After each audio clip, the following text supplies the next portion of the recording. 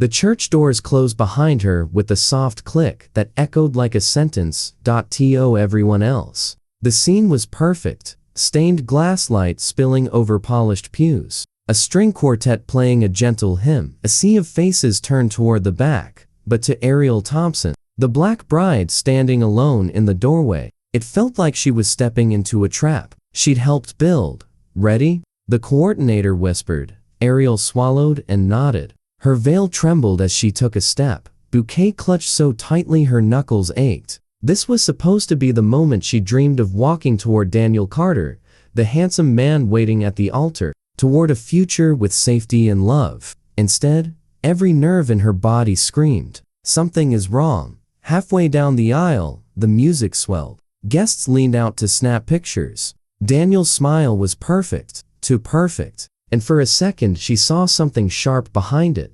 Then a shadow moved at the edge of her vision. A man in a black biker vest stepped into the aisle beside her like he'd been invited. Gray streaked his beard, tattoos wrapped his forearms, and his heavy boots echoed against the stone. Gasps rippled through the pews. He reached for her arm, gloved hand gentle but firm. "Don't scream," he murmured, voice low and rough. "You're in danger. Pretend I'm your dad." Ariel's breath stopped. "Excuse me?" she whispered, lips barely moving. "Keep walking," he said. "Smile for the nice people. I'll explain in a minute." At the altar, Daniel's jaw clenched. "What is this?" he hissed under his breath. "Ariel, who is he?" "My name doesn't matter," the biker replied evenly. "What matters is what you said about her last night." Daniel's eyes flashed. "Get him away from my bride. She's not your anything yet," the man said. "Sir, you need to leave," the officiant started, voice strained. "I will," the biker answered, never taking his gaze off Daniel. "Right after I make sure she knows you're marrying her for her inheritance. And what you said you'd do if she ever told you no." Daniel's face drained of color.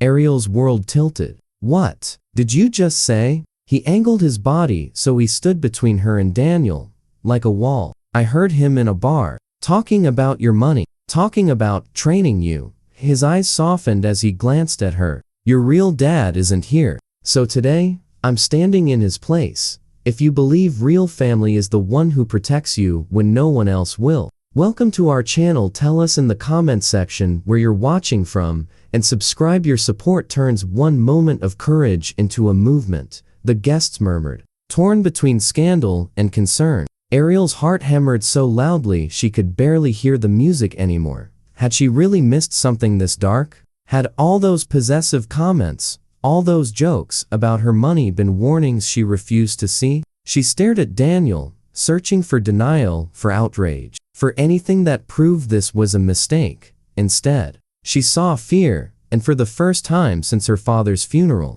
she felt a different kind of strength rising inside her, one that whispered, "Listen, don't walk another step." To understand how Ariel ended up walking toward a wedding that was really an ambush, we have to go back to the day she first met Daniel Carter. To understand how Ariel ended up walking toward a man who saw her as a prize, not a partner, we have to return to a different doorway, one that opened on the night everything began. 2 years earlier, the city buzzed with Friday energy as Ariel stepped into the downtown hotel ballroom, clutching a tray of canapés. She wasn't a guest. She was staff, working extra shifts to help her mother cover medical bills. The gala glittered with designer gowns and tailored suits, a world Ariel only touched when she refilled champagne. She kept her smile polite and her eyes down, just like her supervisor had trained her. "Careful, sweetheart," a smooth voice said as someone steadied the tray from below. "You almost lost half a paycheck." Ariel looked up. The man in front of her wore a charcoal suit and an easy smile. His hair was perfectly styled, his tie loosened just enough to appear relaxed. His name tag read Daniel Carter, Carter Investments. "Thank you," Ariel said, cheeks warming. "I'm still getting used to walking in these shoes. They should pay you double for surviving in those," he joked. "What's your name?" "Ariel." "Ariel," he repeated, like he was tasting it. Beautiful name for someone who clearly doesn't belong carrying trays. She laughed nervously. "It's my job. Tonight, maybe," Daniel replied. "But something tells me it won't be forever." He was attentive, interested, flattering in a way Ariel wasn't used to. By the end of the night, he'd found excuses to linger near her station, to ask questions about her art classes, her dreams of opening a community studio someday. When her shift finally ended, he was waiting near the staff exit. "Walk you to your bus?" he asked. "I'm fine, really.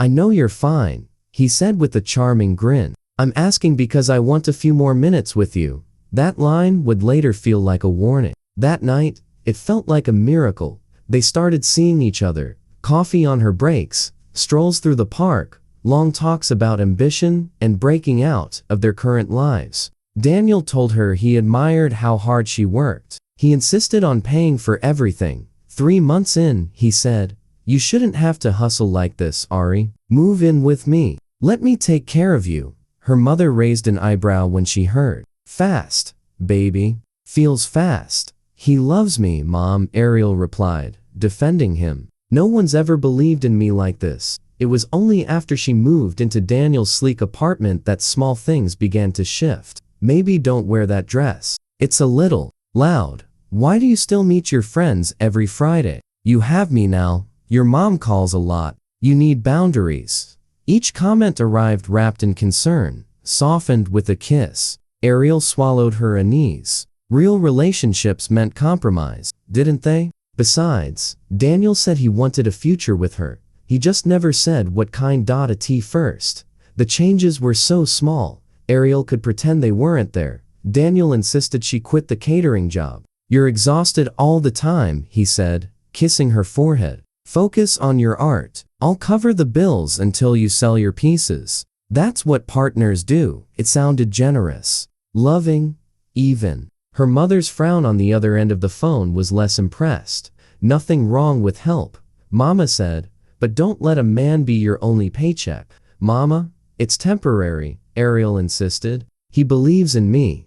Within weeks, Daniel had set up a small studio in the spare room and bought her paints she never would have afforded on her own. He posted her work online, bragging in comments about his talented future wife. Future wife. The words made her heart flutter, until he started using them like handcuffs. When her best friend Nia invited her out, Daniel's jaw tightened. "Again? We already had plans," he said. "You never told me," Ariel replied.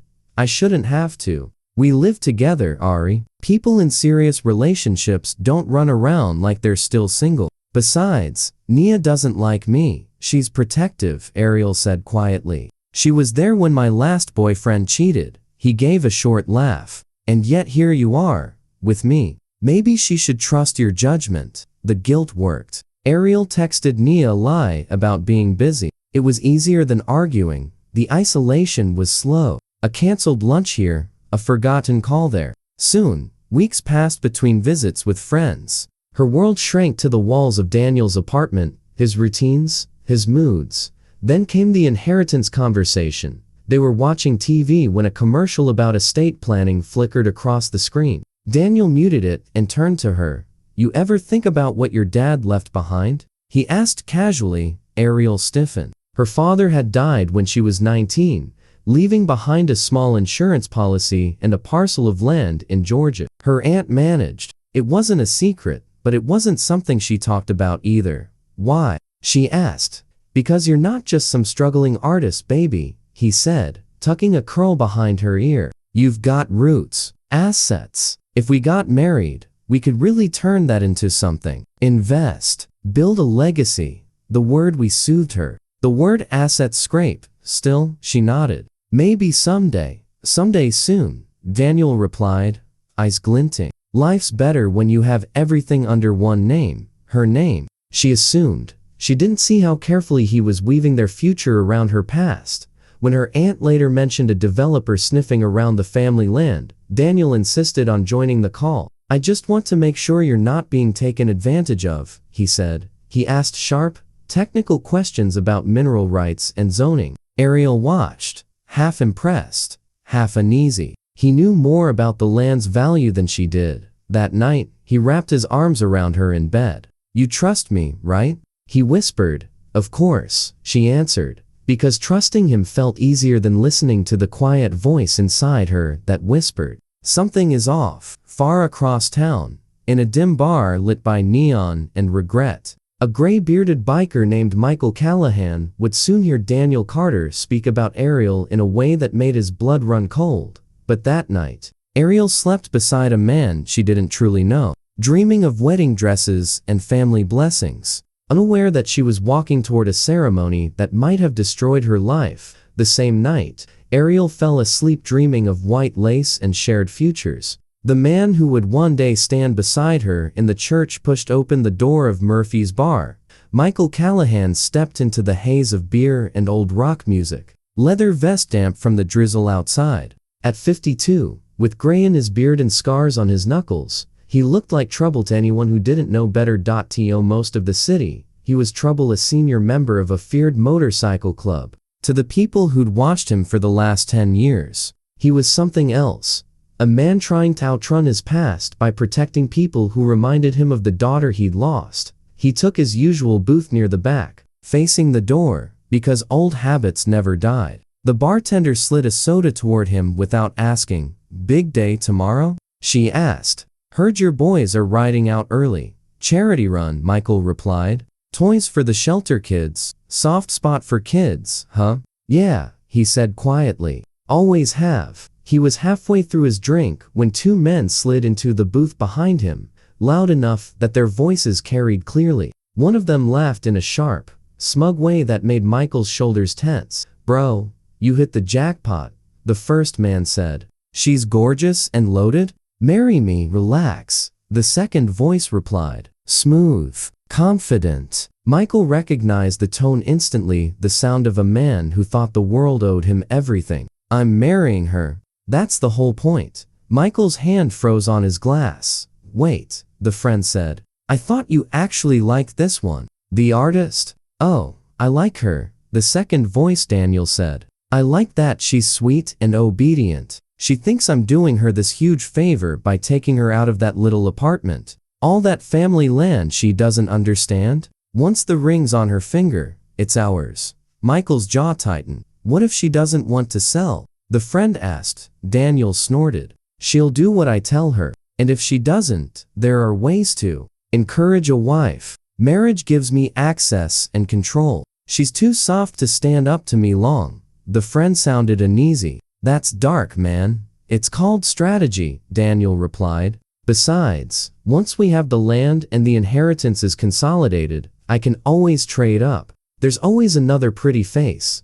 Something inside Michael snapped. He heard another voice over the memory, the voice of his own daughter, 18 and furious, shouting at him years ago, "You scare me, Dad. You think love means control. I'm done." She'd slammed the door and vanished into the world. He still didn't know where she'd gone. He'd spent every year since trying to be the kind of man she might not have run from. Now, he listened to this Daniel kid brag about strategy like Ariel was a product, not a person. Rage rose hot and fast, but it wasn't the wild rage of his youth. It was sharp, focused. He pulled out his phone and quietly activated the voice recorder. "You gonna invite us to the wedding?" the friend asked, trying to joke. "Of course," Daniel replied. "Front row seats to the moment I sign my way into millions." Michael ended the recording, finished his soda in one swallow, and stood. He could have confronted Daniel right there, fists and fury flying. 10 years ago, he would have, but that wouldn't protect the woman at the center of this. He needed a better plan.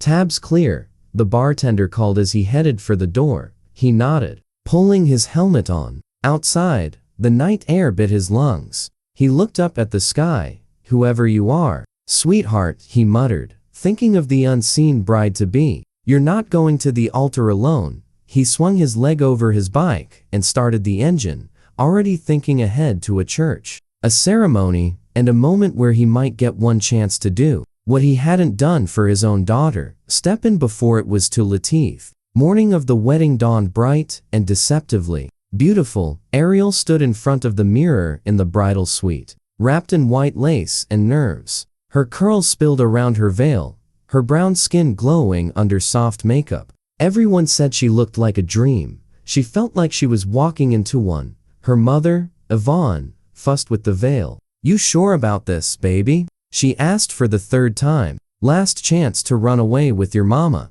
Ariel forced a laugh. You say that at every milestone. Yeah, Alan replied. Only this time, I mean it. There it was again, that tiny sting of doubt. It had been buzzing in Ariel's chest for weeks, a mosquito she kept swatting away. Daniel had planned most of the wedding himself, insisting he wanted everything perfect so she wouldn't have to stress. He'd chosen the church, the officiant, even the seating chart, explaining each decision like a CEO presenting a quarterly report. When Ariel suggested inviting Nia as maid of honor, he'd smiled tightly. Babe, you know she doesn't like me. I don't need bad energy at our wedding. So Ariel stood surrounded by acquaintances, Daniel's cousins, co-workers, girlfriends, women who smiled politely, but didn't know her favorite song or the story of how she'd lost her dad. A knock sounded at the door. Daniel cracked it open, ignoring the tradition about not seeing the bride. My God, Ari, he said, drinking her in. You look expensive. She tried to take that as a compliment. You ready? He asked. Big step for us. After today, it's you and me. One unit. No more outside voices messing with what we're building. Something in the way he said unit made her stomach flip. Just nervous, she admitted. Nothing to be nervous about, he said, placing his hands on her shoulders. His grip was a shade too tight. You trust me, right? Yes, she said automatically. Good girl. He kissed her forehead and left before she could process how that phrase made her feel. Alone again, Ariel stared at her reflection. You trust me, right? A memory surfaced. Daniel's annoyance when she'd insisted on keeping her own bank account. The way he'd laughed when she mentioned wanting a prenup to protect the family land. A prenup? He'd scoffed. From me? I'm not after your money, Ari. That's insulting. She dropped it immediately, ashamed for even thinking it. A knock came again, sharper this time. The wedding coordinator peeked in. We're ready for you, Ariel. Time to line up. Her heart hammered as she stepped into the hallway. Guests' voices drifted from the sanctuary, warm and expectant. The organist began to play softly. At the back of the church, the double doors loomed.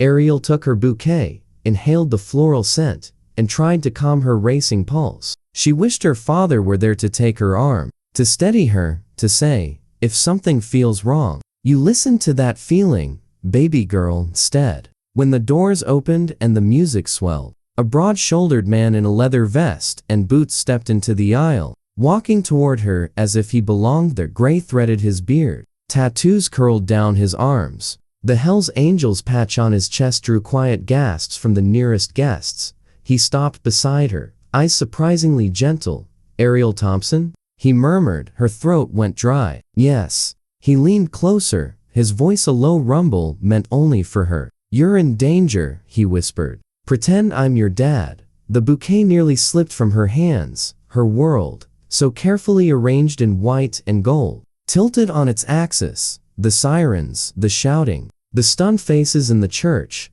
all blurred together in Ariel's memory.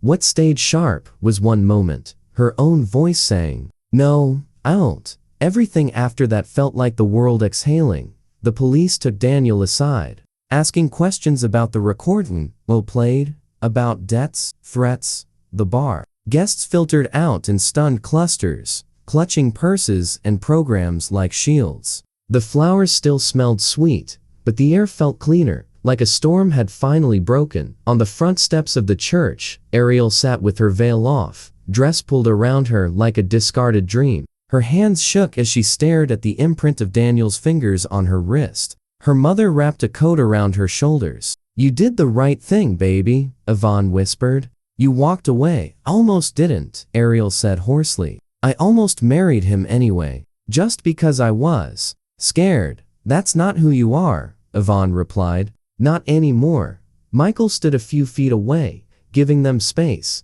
helmet in one hand, vest catching the afternoon light. He looked out of place amid the stained glass and church steps, but his presence made Ariel feel strangely grounded. Mr. Callahan? She called softly. He turned, eyes gentler than his rough exterior. Yeah, kid. You can just call me Ariel, she said. And thank you. I don't even know how to begin. You don't owe me anything. He cut in. You did the hard part. I just held the line while you made your choice. Her eyes stung. You could have minded your business. He huffed a quiet laugh. Tried that once. Didn't work out so well. Yvonne studied him. You got kids, Michael? Had a daughter, he said, gaze flickering. Lost her a long time ago. She ran from the man I used to be. I wasn't someone she could trust. He looked back at Ariel. Doesn't bring her back. But maybe I can stop other girls from walking into cages. Ariel swallowed. Well,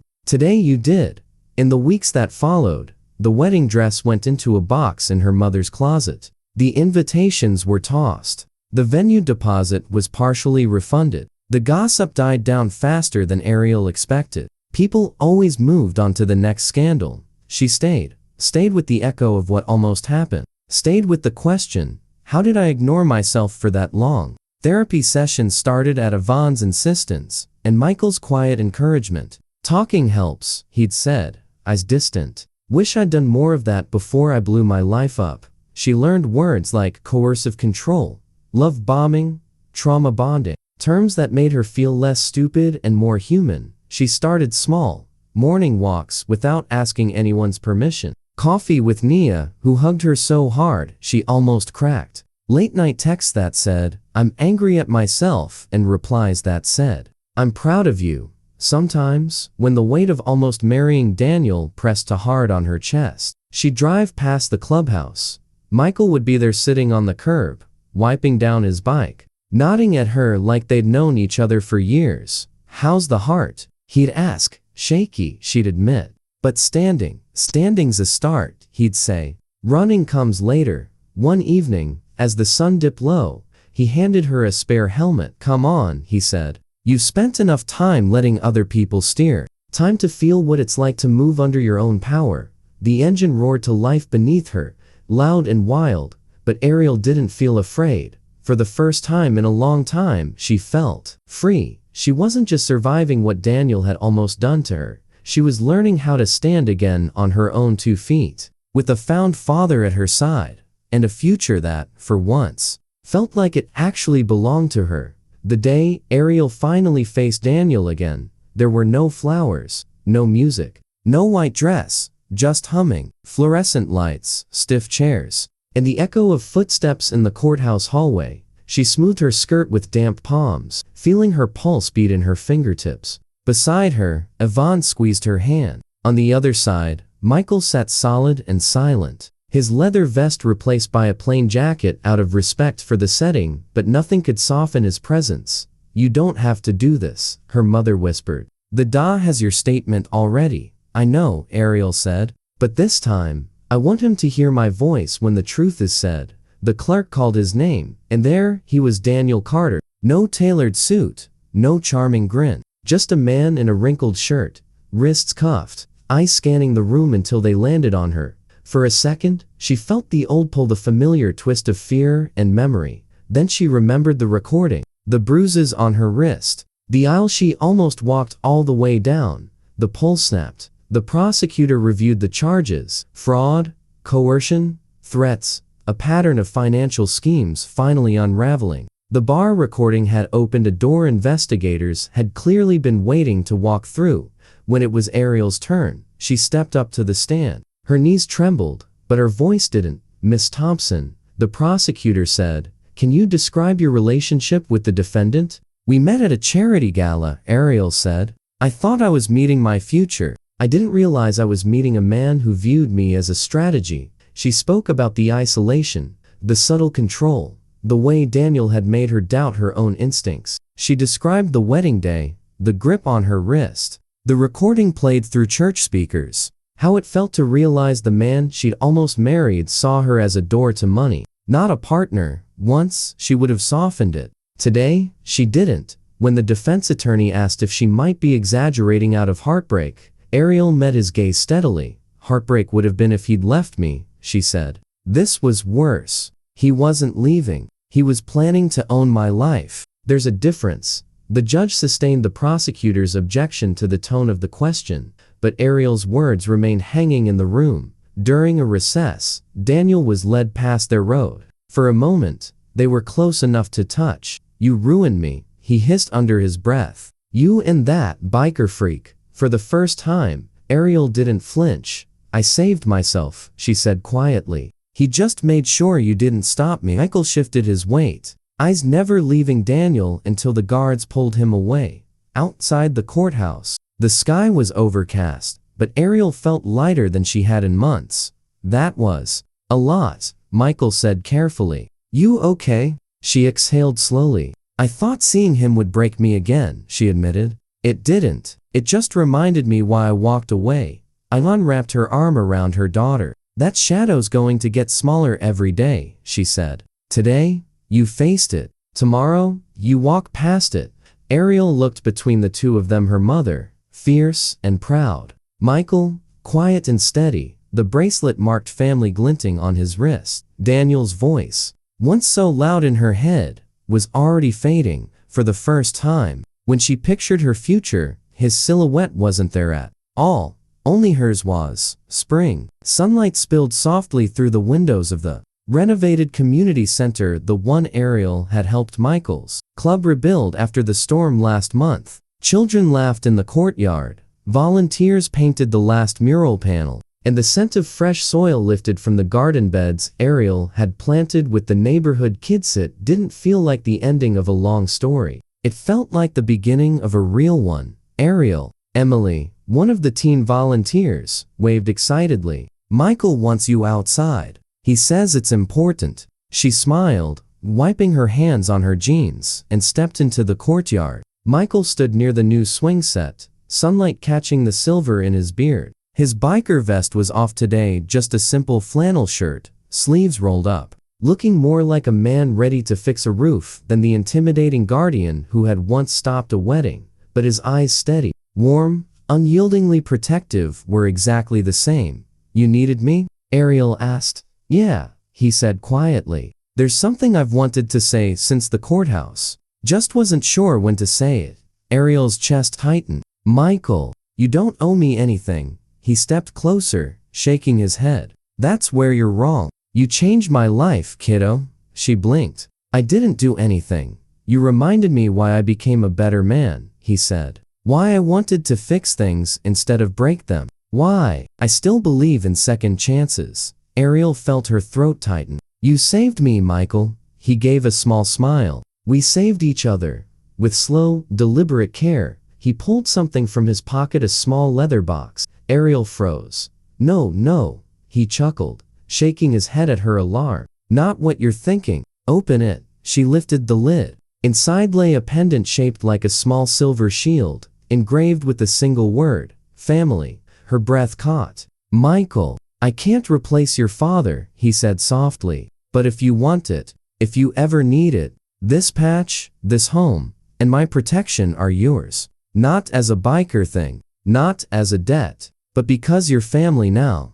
A tear slid down her cheek before she could stop it. I've never had someone choose me like this. Michael pulled her into a warm, fatherly embrace, careful, steady, grateful. Family is chosen, he whispered. And I choose you. As children played behind them, as volunteers laughed and painted, as the world moved on with gentle, ordinary life, Ariel felt the last pieces of fear fall away. Daniel's shadow no longer reached her. Her future wasn't a narrow aisle leading toward danger, it was a wide, bright horizon built with people who saw her worth. A family she chose. A family that chose her back. She pressed the pendant to her chest, feeling its weight solid, real, hers. Let's get back to work, she said, smiling. This place isn't going to finish itself. Michael grinned. That's my girl, and for the first time in her life, the word felt true. If this story touched your heart, tell us in the comments where you're watching from,